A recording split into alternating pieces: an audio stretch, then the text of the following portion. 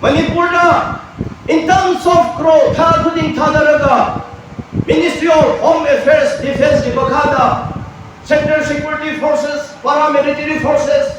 Aduga IB, Aduga SIB, Aduga CID, Doan Intelligence Department say,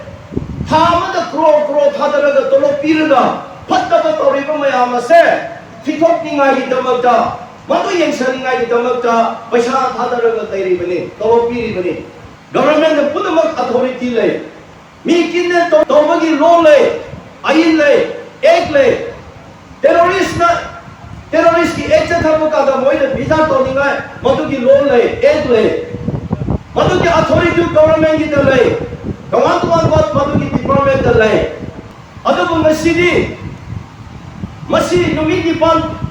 Sugrabo Pomada, Kanana, Pamano, Kanana, Bukibano, Hypermia to Titopida than the label say, Masi Aquamana strongly condemned over the money. Masi Aquami, new I will be considered, so Toma talking about Tabak Amani, Consi, Pai, Kole, Loya Titoe, Pai, Masi,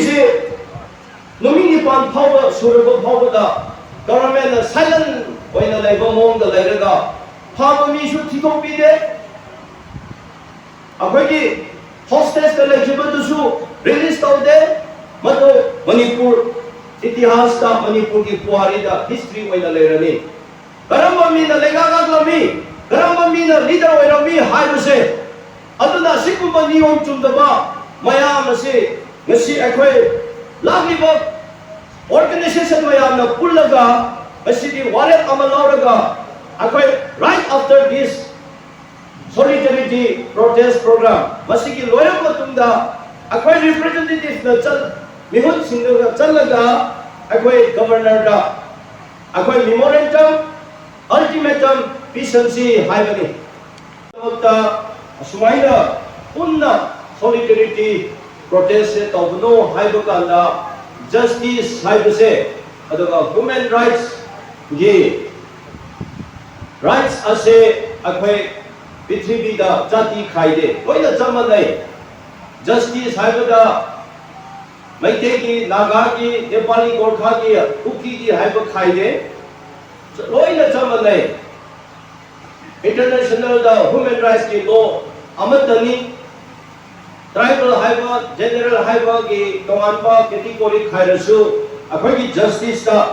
Akwagi Human Rights Day, Chamanai. Example ama people kada mesi kayamu ekhoi nagagi ichinaw tarani pan pharaga tarani thoi thadoge oji phawda taruk thadok daba day 13 digi kidnap tawraga mesi numik mapan nipan mapan sugo phawda garibata government action lobata da laibase akhoi thamoi da nuai daba adoga akhoi mayamna masi chunde haila lemina ba si khoi digi maru oi 2019 da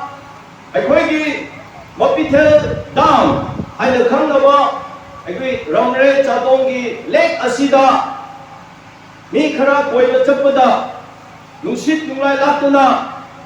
isingdu jahaz ta lukhibada mi ahumari mangkhiba aduga mi ani ahum laikhidabada numik ahumari yauna thie maduda Manipurda leba chingdigi tamdagi loina laraga isingda lukhiba mi ado phangningai haidana akhoi unity ama oina thibo hunba prayer tawba mateng pangba mayam chathaki governments ki saita madugi matamda lengak palamba aduna kari tawra haga Maharashtra degi Mumbai degi atoppa lamdegi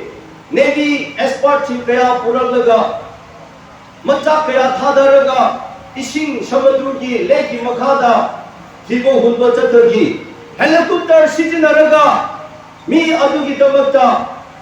kadai da lebra haibagi macha mechanism kaya sizinaraga thibo hunba changki aduna asiba hachangdo isingda mangraba taruso numi mari subukada panga subukada phangba ngamki adubu masi day 13 da ichino naga taranipan pharaga masi tarut phawat thiba fangdana thowoi leiribasida houjik lenga present government asina thousadana ushittana thiba hunbusu tawdaba phaba punbusu tawdaba sumaina leiribasidi masi akhoi amaga ama nungsinadanai government na sinbani haibise ngasi dumi declare tawdabani akhoi di phaba mi du kanano akhoi khangge akhoi madu da mara sinbasi du akhoi mathau nate adu leba ka du sida lenga ngakningai leba ngakningai government ama leibani thambani fataba tawba punamak terrorist ki thabak ta thabak punamak madu kanana thingada bano kanana madu